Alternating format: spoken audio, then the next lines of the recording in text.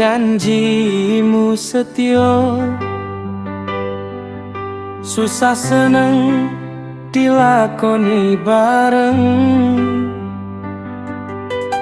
Nanging saiki kowe beda,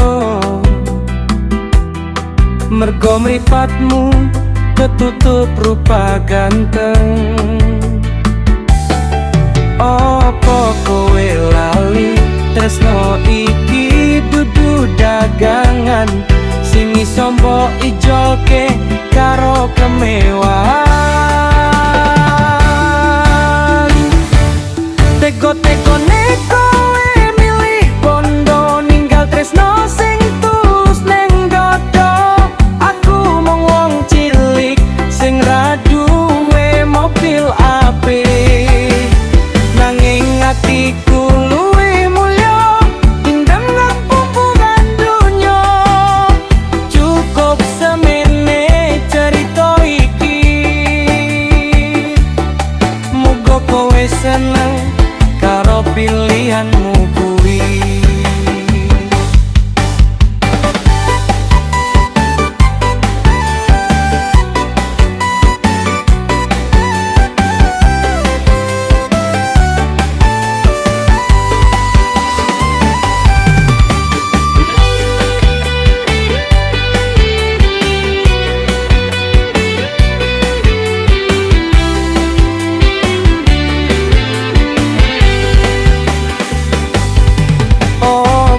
Kowe lali tresno iki dudu dagangan sing iso mbok ijolke karo kemewahan.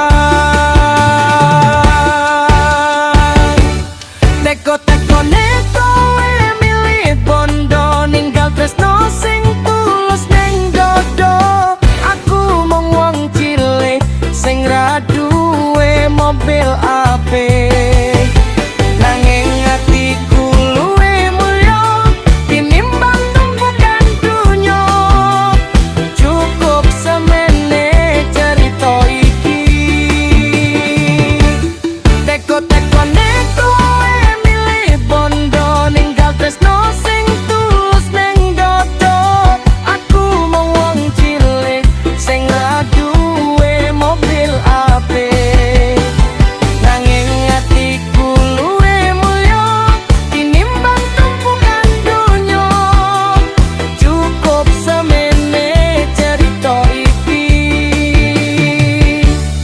muga kowe seneng karo pilihanmu kuwi.